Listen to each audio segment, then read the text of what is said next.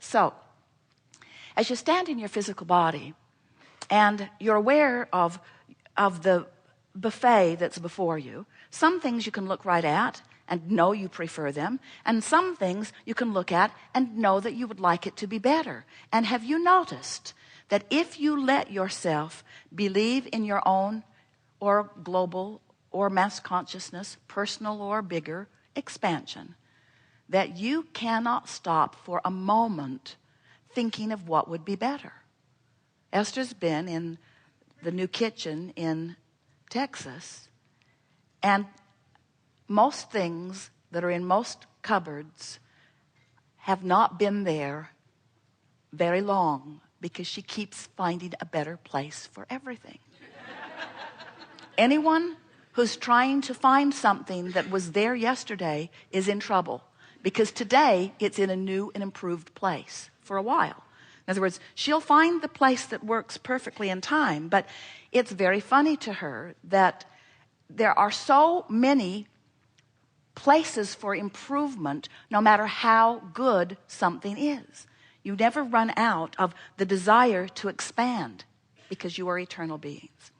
So this expansion is contained, and that's not an accurate word because it's fluid and flowing, but it is held. That's not really the right word either because it's fluid and flowing, but it's gathered is a better word. It's amassed is a better word in what we're depicting as a vibrational vortex. And the reason we call it a vortex is because in this attraction power, there's this constant gathering of things that match this desire. We call those the cooperative components. The cooperative components to what you are asking for. Well, vibrationally speaking, that's sort of boring, Abraham, because I can't see that stuff amassing. I trust you sort of, but I can't see it. I can't see it, so it's conceptual. It's a theory. It's a feels a little like fairy dust all over it. I get the idea of it. I believe that vibration precedes everything. But to ask me to believe in a vortex that I can't see, when there's all this manifestation that I can see, oh, Abraham, manifestation is more compelling. Because we can gather together in groups. We can agree on what we see. We can take tests about it. We can accurately acknowledge what it is. Manifestation is meaty. It's seeable, hearable, smellable, tasteable, touchable. It's reality. Abraham, manifestation is reality. We hear you. You talk to us all the time, and quite often you're annoyed. And we say, it is reality, but it's reality that has spawned and accrued and accumulated and come into your visual, sensual senses because it is a vibrational match to something that you've got chronically going on. And you have to know that, because as you move around the planet and you interact with people, you see people living in similar circumstances that are manifesting entirely differently. You see people who everything seems to always go wrong for them, and you see people who everything seems to always go right for them.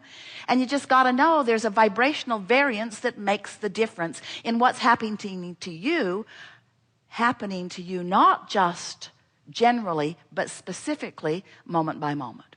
So what we're getting at is, you could be observing something that isn't something that you want. And as you're observing it, you're taking it in, you're having conversations about it. And in doing so, you're holding your vibration in an even more specific place. Because the more attention you give to anything, the more specifically focused you are. And the more specifically focused you are, the faster the energy moves and the faster the manifestation becomes. So you could be looking at this thing, and let's call it, for sake of this analogy, something unwanted. And this is the point we want to make with you. Without even realizing it, your observation of your current financial condition or your physical condition or your relationship condition or whatever it is that you're focusing upon, your attention to it is causing a vibrational response in you which equals your point of attraction. Now, your point of attraction isn't something that's going to happen tomorrow or the next day or the next day. Your point of attraction is something that's manifesting now. So much so that this thought and this conversation that you've got going on is going to cause the next people who walk into your experience to reflect back to you precisely what it is you've got going on. Pay attention to that.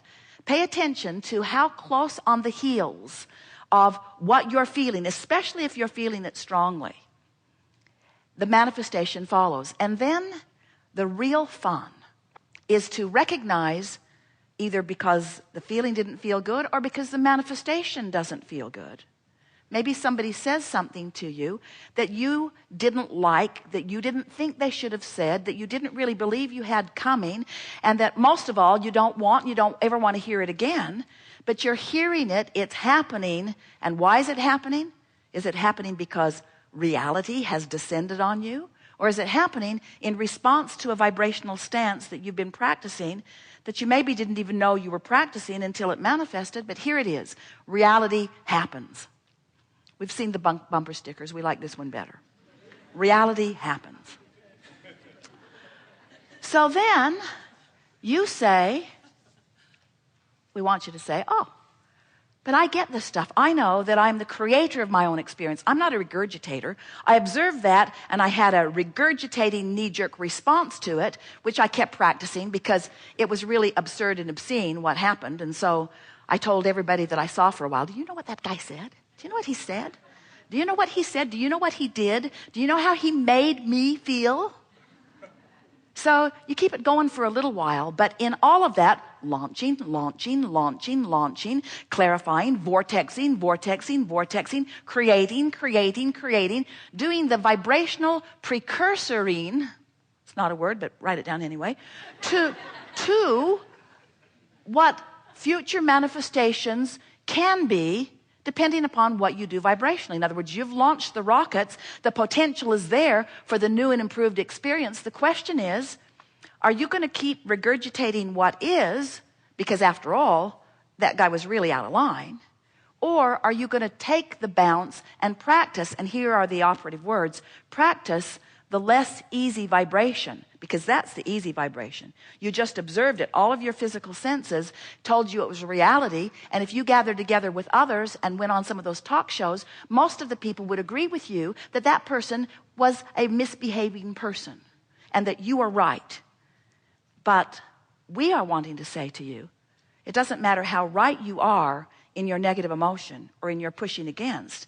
You are depriving yourself of the creation that has been born out of it, and you can't feel good until you come along with the new creation, because you got to keep up with you.